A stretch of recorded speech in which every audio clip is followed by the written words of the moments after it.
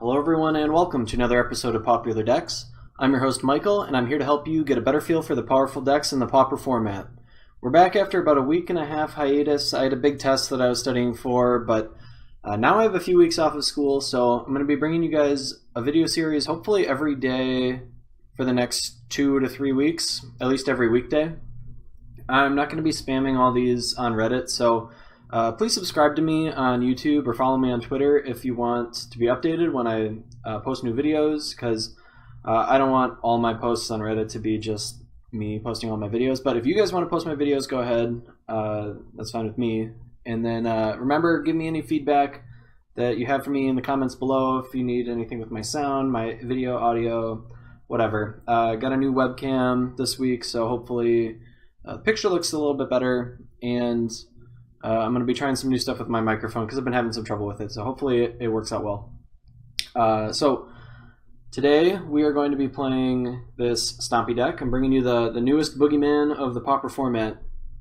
So with the printing of Burning Tree Emissary in Modern Masters, this deck quickly overtook Delver, became the top deck in the format, and with good reason. It's really good against Delver, and the deck is really powerful. It's super fast, super strong. So right now it's about 20% of the 5-0 decks, which, I don't know, we're getting almost into Drake territory with that. But this deck is pretty easy to beat if you set your mind to it.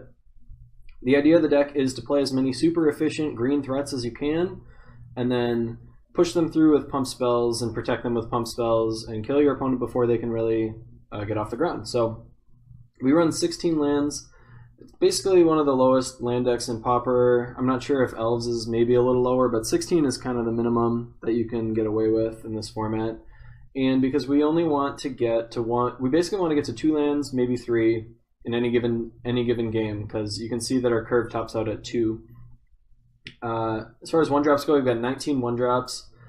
Nettle Sentinel is one of the most important ones. It's the only turn 1 2-power creature that we can play in our deck.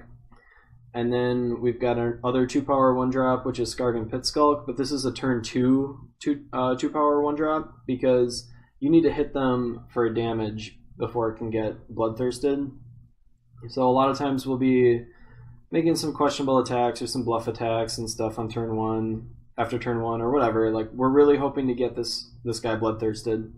He's also evasive, so for those of you who play Boggles, you might remember that Aura Gnarlid has the same ability. Creatures that have power less than it can't block it.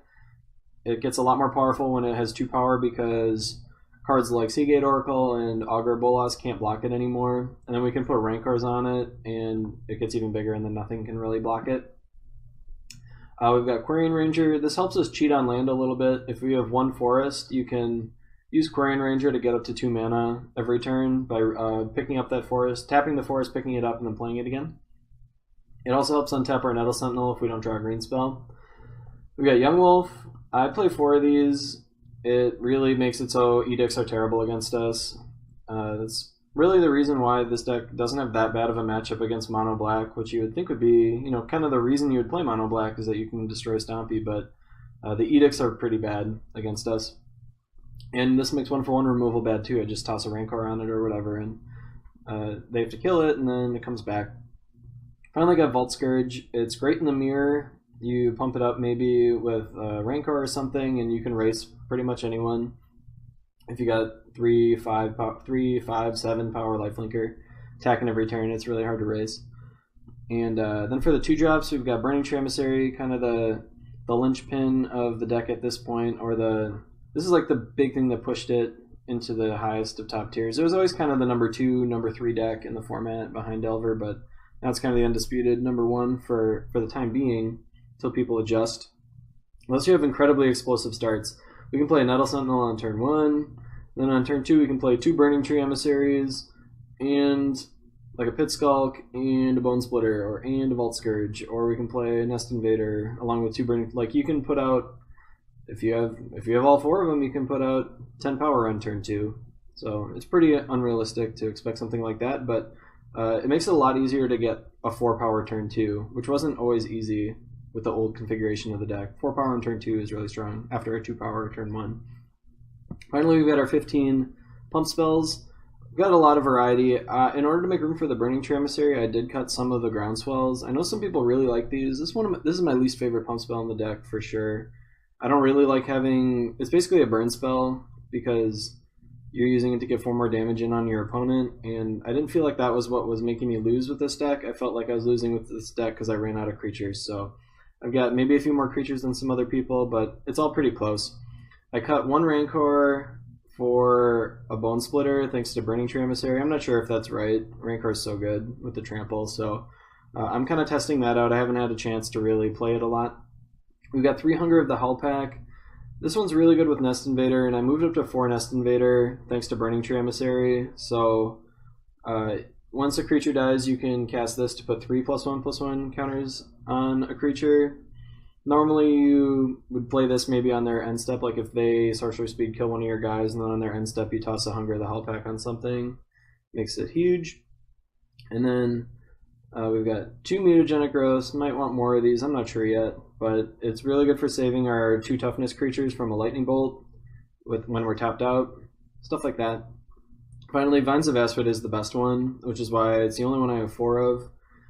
It protects from basically any kill spell besides an Edict, no matter what. It doesn't matter power, toughness, destroy, none of it matters. Vines counters it. So that's the best one. It also has some kind of niche stuff like targeting your opponent's things.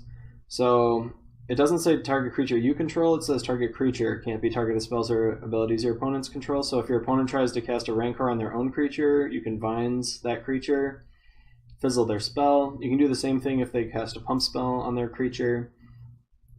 There's other little things like that with Vines of the Vastwood, so it's a pretty cool card. You might remember if you watched my Midnight Gund stream, that especially came up a lot, where my opponents would Vines of the Vastwood my Midnight Guard, and my Presence of Gund would fizzle. So that's why that one's so powerful. It's really versatile. Alright, so for the sideboard, I've got 5 cards for kind of Delver variants, and these are also pretty good against Kodotha Boros too. So Scattershot Archer is especially good in this deck because we can untap it with Quarian Ranger, and it can deal 2 damage in a turn. It can kill a Delver, it can kill a Glinthawk pretty easily. No problems there. Aerial Volley is just one more thing. It's really good against Spellstutter Sprite and stuff like that. I've got a lot of answers for Boggles and Affinity. Affinity is the second most popular deck at the time of this recording, so I've got 6 sideboard spots for it. Our main deck is terrible, absolutely terrible against Affinity. We'll probably get destroyed in the first game, so I really want to be able to win the second game. So Gleeful Sabotage destroys 2 artifacts or enchantments most of the time, as long as you have 2 creatures.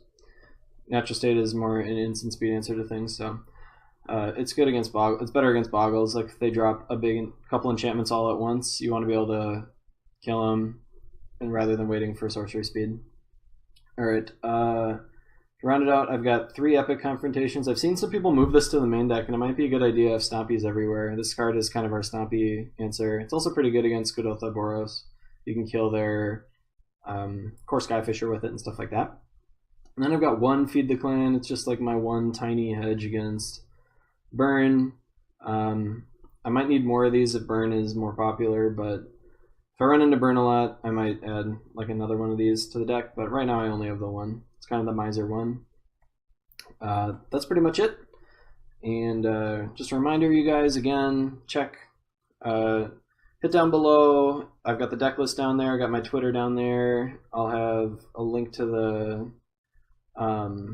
if we run into anything interesting, I'll try to link to their deck list too. Just all kinds of stuff down there. Remember to leave me any comments. And that's pretty much it. Let's get to the matches.